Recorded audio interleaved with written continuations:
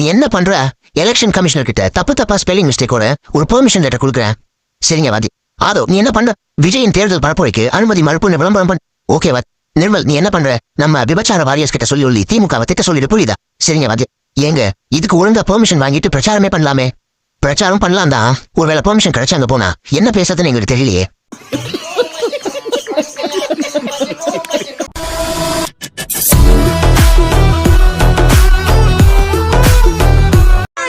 ஒரு பொண்டாட்டின்னு சொல்லு, குப்பை பேருக்கிற கூட ஒரு பொண்ணு சொல்லிட்டு பாரு 4 பொண்டாட்டின்னு.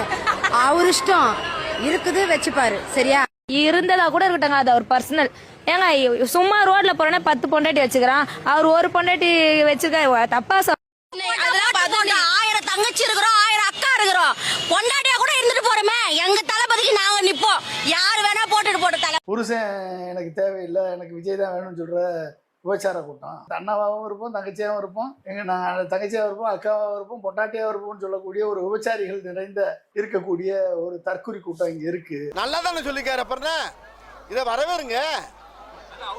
ஏங்க எவ்வளவு பெரிய வார்த்தை சொல்லிக்காருங்க அவரு. நம்ம ஒரே ஒரு கேள்விதான் எழுப்புறோம். ஒரு பொண்ணு விஜயனுடைய கூட்டத்துக்கு போய் நான் 18 வருஷமா விஜயை லவ் பண்றேன், இது விஜயோடைய அப்பாவுக்கும் தெரியும், ஐ லவ் விஜய் அப்படின்னு ஒரு திருமணம் முடிந்த பிள்ளை குட்டிகள் இருக்கக்கூடிய ஒரு பொண்ணு சொல்லுது. 26 வருஷமா தளபதி லவ்வே பண்ணிட்டு இருக்கேன். ஸோ தளபதி மாதிரி ஒரு பர்சன்லாம் பார்க்க முடியாது. நான் அவர் லவ் பண்ணியிருக்கேன். இதை நான் அவங்க அப்பா கிட்டே சொல்லியிருக்கேன், எஸ் சந்திர சார் கிட்ட சொல்லியிருக்கேன். யாராவது தமிழக வெற்றி கழகத்தை சார்ந்த ஒருத்தர் கண்டிச்சிங்களா? இங்க பாரு, ஏதாச்சும் ஒரு பக்கம் ஆட்டு, ஒன்னு இப்படி ஆட்டு இல்லன்னா அப்படி ஆட்டு, எல்லா பக்கம் ஆட்டுனா எப்படி புரியும்? இப்போ நம்ம இந்த தற்கொலை விஜய்க்கு வருவோம். நேத்திக்கு வந்து எல்லாவனும் பொங்குனானுங்களே பொன்ராஜ் மேல, அவர் என்ன தப்பா சொன்னாரு இப்ப நான் கேக்குறேன். உடம்ப இரும்பாக்கிக்கடா, அடமலா ஆரம்பிச்சு வெளுத்து வாங்க போகுது. என்ன தப்பா சொன்னாரு? அண்ணன் நான் தங்கச்சியா இருப்போம், அக்காவா இருப்போம், அதோட நிறுத்திக்கணும். ஒரு அக்காவும் ஒரு தங்கச்சியும் அம்மா ஸ்தானத்துல இருக்கலாம், ஒரு தோழி ஸ்தானத்துல இருக்கலாம். மனைவியாட்லாம் என்னைக்குமே ஆக முடியாது. மனைவியா இருக்கக்கூடிய மனைவியா மட்டும் தான் இருக்க முடியும். அப்ப நான் அக்காவா மட்டும் இருப்பேன், தங்கச்சியா இருப்பேன், பொண்டாட்டியா இருப்பேன்னா இந்த அசிங்கமான இந்த கேடுகட்ட உறவுக்கு என்ன பேரு? இந்த பிறவியே தேவையில்லாதது அப்படின்னு நான் நினைக்கக்கூடிய நிலையில இருக்காங்க. ரெண்டாவது, இன்னைக்கு விர்ச்சுவல் வாரியர்ஸ்ல மாதிரி சங்கம் எங்க போச்சு அங்க போச்சு இங்க போச்சுன்றீங்களா? அறிவு கிட்ட கூமுட்ட நாய்ங்களா? எங்க இருந்துடா வரீங்க நீங்களா? நீங்க ஒவ்வொரு பெண்கள் பேசக்கூடிய கீழே வந்து நீங்க என்னெல்லாம் பேசிக்கீங்க. இதோ நேத்துக்கு நான் போட்ட வீடியோல அவ்வளவு அசிங்கமா பேசுறேன். இவனுங்க தான் மாதர் சங்கம் நீங்க கேக்குறீங்க. நான் சோறு தான் நீங்க பீய திங்கிறியா? நான் அவன மட்டும் அடிக்க மாட்டேன், பாட்டில் எடுத்து ஒன்னே அடிப்பேன். எந்த மாதர் சங்கம் வரணும்? இந்த விஜய்க்கு தான் அறிவு கிட்ட எரும மாட்டு பயிலுக்கு மூளை இல்ல. இப்ப நீங்க பொன்ராஜ் மேல கமிஷனர் அலுவலகத்துல மனு கொடுக்க போனீங்கல்ல, புகார் அளிக்க போன, அதுக்கு தகுதியும் நேர்மையும் உங்களுக்கு இருந்திருக்கும். பெரிய மனுஷனையா நீ? புழு பூச்சி விட கேவலமானவன். உனக்கெல்லாம் நல்லா சாவே வராது. நீங்க எங்க குடும்பங்களை பேசும்போது என் மனைவிய, என் தம்பி சிவகார்த்தியின் குடும்பத்துல அவன் மகளை, ஐயா அன்பு சகோதரர்கள் அஜித் அவர்கள் குடும்பத்தை பிள்ளைகளை, இதையெல்லாம் பேசும்போது நீங்க எங்க இருந்தீங்க? இல்ல பேச தேவையில்லாம என்ன பேசுவீங்களாடா? பேசினா உள்ள வச்சு நவுத்திடுவானுங்க தானே. எங்க இருந்தீங்க? அப்ப உங்க கட்சிக்காரங்க என் கட்சியில் இருக்க பிள்ளைகளை, மற்ற கட்சியில் இருக்க பெண் பிள்ளைகளை அவ்வளவு கேவலமா எழுதுறானே, வாய்க்கு சொல்ல முடியாத வார்த்தைகளை. நீ எல்லாத்தையும் சேர்த்து நான் எடுத்துக்கிட்டேன், மொத்தமா இவ்வளவு இருக்கும் எடுத்துக்கிட்டு நான் இதே கமிஷனர் அலுவலகத்தில் உங்க மேல புகார் கொடுத்தா அப்படி போனேன். இது நம்ம லிஸ்ட்லயே இல்லையே. தமிழக வெற்றி கழகம் அப்படின்னு பேரை மாத்தி தமிழக பாலியல் கழகம் அப்படின்னு பேரை வைங்கடா. விஜய் என்ன பண்றாருன்னா, போற இடத்துல எல்லாம் பெண்கள் பாதுகாப்பு, பெண்களுக்கு என்ன தனி பாதுகாப்பு படை அப்படின்னு பேசுறாரு. ஒருபடி மேல போய் தவேக்கல இருக்கிற பெண்களை பத்தி பொன்ராஜ் அப்படின்றவரு தப்பா பேசிட்டாருன்னு அவர் மேல வழக்கம் தொடுத்திருக்காரு. முதல்ல கட்சியில நடக்கிற பாலியல் குற்றங்களை கட்டுப்படுத்துங்க. இந்த பாலியல் பொறுக்கி வாய்ஸ் ஆஃப் சரத் இருக்காருல்ல, இவர் வந்து ஆவடி பகுதி வட்ட செயலாளரா தாவேக்கால இருக்காரு. இவரோட வேலை என்னன்னா, விஜய் மீட்டிங் போறதுக்கு பாசு தரேன், விஜய பாக்குறதுக்கு ஏற்பாடு பண்றேன் அப்படின்னு சொல்லிட்டு இந்த இளம் வயது மைனர் பெண்களை கூப்பிட்டுட்டு போய் லாட்ஜில் வச்சு உடல் உறவு வச்சிருக்காரு. இதை இவரோட நண்பர்கள் கிட்ட அந்த போட்டோ எடுத்து வச்சிருக்கேன், வீடியோ எடுத்து வச்சிருக்கேன் அப்படின்னு பெருமையா பேசிக்கிட்டு இருக்காரு. தாவேக்கால இன்னொரு பொள்ளாச்சி சம்பவம் நடக்கிறதுக்கு முன்னாடி காவல்துறை இந்த வாய்ஸ் ஆஃப் சரத்தையும் இவரோட கூட்டாளிகளை கைது பண்ணி விசாரிக்கணும் அப்படின்னு காவல்துறை கிட்ட நான் கேட்டுக்கிறேன். இவனே அந்த ஆடியோல சொல்றான், லாட்ஜ் எடுத்து மாத்தி நாங்க யூஸ் பண்ணிக்கிறோம் அப்படின்னு. இதுல கவலையான விஷயம் என்னன்னா, சோசியல் மீடியால பெண்கள் பாதுகாப்பு பத்தி பொன்ராஜ் அவர்களோட இந்த வழக்கை பத்தி பெருமையா பேசுற தாவேக்காவை சார்ந்த பொண்ணு இவன் மைனர் பொண்ணுங்களை கெடுத்ததை ஆதரிச்சு என்ன கன்வின்ஸ் பண்றதுக்காக குரூப் கால்ல பேசுறதுக்கு ட்ரை பண்ணுது. இது மட்டும் இல்லாம தாவேக்காவை சேர்ந்த இன்னொரு நபரும் இதுக்கு உடந்தையா இருந்து எனக்கு மெசேஜ் பண்றாரு. இவனே 10க்கு மேற்பட்ட பெண்கள் கூட இருந்ததா ஆடியோல பேசியிருக்கான். அப்போ இந்த கும்பல் பெருசா இருக்கணும். நேத்தைக்கு ஒரு ஆடியோ வெளியிட்டு இருந்தேன். அதுல நக்கலா கமெண்ட் பண்ணிருக்கான். உனக்கு அவ்வளவு தைரியம்னா எதுக்கு இன்னொரு பொண்ணையும் பையனையும் கூட்டிட்டு வந்து என்ன கன்வின்ஸ் பண்றதுக்கு ட்ரை பண்ற? நான் போய் சொல்றேன்னா என் மேல அவதூறு வழக்கு போடு, நான் போலீஸ் கிட்ட ஆதாரத்தை ஹேண்ட் ஓவர் பண்றேன். நேத்தைக்கு நிறைய பேர் என்கிட்ட ஆதாரம் கேட்டீங்க.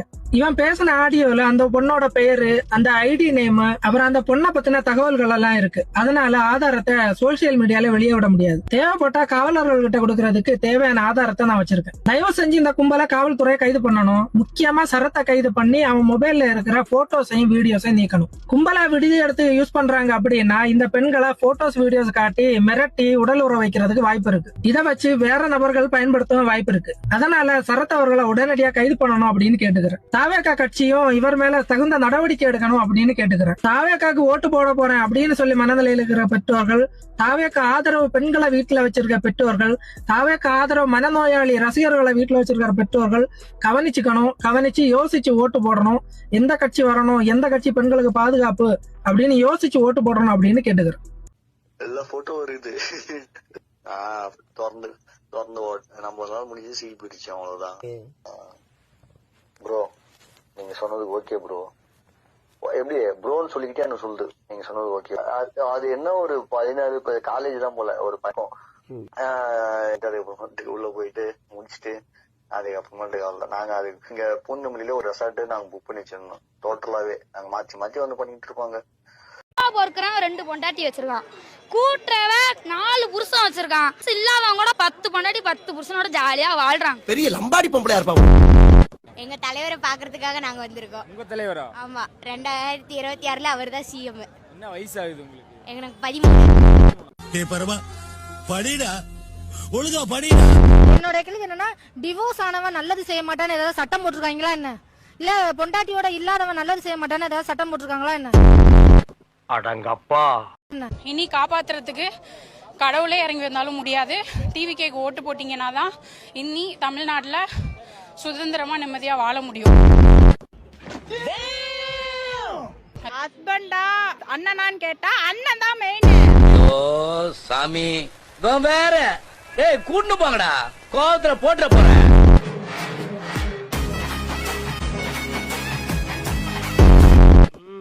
வரட்டு இன்னைக்கு அடிக்கிற அடியில மூஞ்சி முகரையெல்லாம் பஞ்சராயிரணும். நீ பாக்குற இன்னைக்கு சகல என் அடிய பார்த்தது இல்லையா? பார் என்ன அடிங்கிறத மட்டும் நீ இன்னைக்கு பாக்குற. நீ ஆஹா ஆச்சா 1000 தங்கச்சி இருக்கிறோம், 1000 அக்கா இருக்கிறோம், பொண்டாட்டியா கூட இருந்துட்டு போறோமே.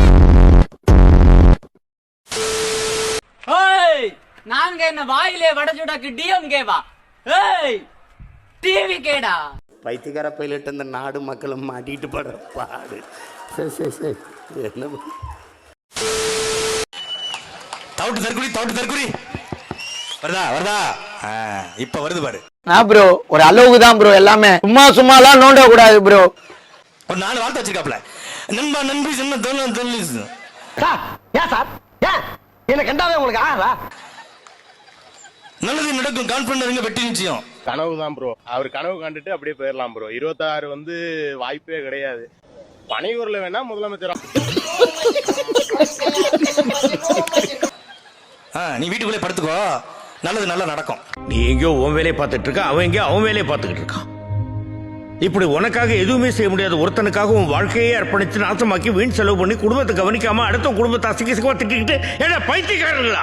ராட்சசன் படத்துல ஒரு வண்டி வரும், டங் டங் டிங் டங் டங் டிங் டங் டங் அப்படின்னு. படுத்துறா அவன் படுத்துற பாட்டுக்கு தூக்குல தொங்கிடலாம் போல இருக்கு. அந்த வண்டியை பார்க்கும்போது தான் கொலை நடுங்கும், வயிறு கலங்கும், ஒரு பீதி வரும், நெஞ்சு அடைக்கும். சத்தம் திருநாயின் மூல சத்தம் தெரியாத ஏதோ சத்தம். இப்ப இவன் பஸ்ஸ பார்த்தா இருக்குது, ஆஹா பேதியில போவான் வரானே, எத்தனை பேரை கொல்ல போறான்னு தெரியலையே. இப்ப 4 பேர் நசுங்கி சாக போறானா, கார்ல விழுந்து சாக போறானா, ரோட்ல பிரிங்கி சாக போறானா, அள்ள போறாங்களா கொல்ல போறாங்கன்னு தெரியலையேன்னு. வேண்டாம்டா, வெந்த புண்ணுல வேலை பாய்ச்சாதரா. நானே விலை வளர்த்து போய் உட்காந்துருக்கேன். அவர் வர்றாரு, தமிழ்நாடு முழுக்க கிளச்சி இத போன் ஆரம்பிச்சு சொல்லாம போயிட்டானே. என்னடா அது? வாடா, உன்னை வச்சு செய்யத்தாண்டா நாங்க காத்திருக்கிறோம். வா வா. நம்மள இன்னைக்கு கும்மி அடிக்காம விட மாட்டாங்க. நாளைக்கு சும்மா ஒரு ஜாலி விட மாட்டாங்க. என்னக்கா இவங்களோட இந்த நியாயம்? சினிமாவில் இருந்து கடைசியாக விஜய் என்று ஒருத்தர் வந்தார். அவரை பிரபாகரன் பிள்ளைகள் தோற்கடித்து வீட்டுக்கே சினிமாவுக்கு அனுப்பினார்கள் என்ன வரலாறு வரும்.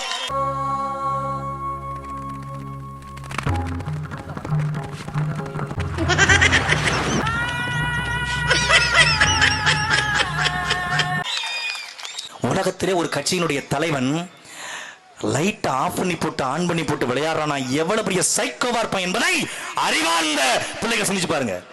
ஏன் எதுக்காக ஏன் இப்படி செஞ்ச? சுயலாபத்துக்காக கட்சி ஆரம்பிச்சா இப்படிதான். இந்த ஆளு பஸ்ஸில் உட்காந்து லைட் ஆஃப் பண்ணி ஆன் பண்ணி விளாண்டுக்கிறான். ஆன் பண்ணா கத்துறாங்க, ஆஃப் பண்ணா ஊன்னு இருக்கிறாங்க. அவங்க கத்துறதும் அவங்க இப்படி முட்டின்னு மோதுறதும் என்ஜாய் பண்றாங்க மனுஷன். இது என்ன சைக்கோ மனங்கள? அறிவு கெட்ட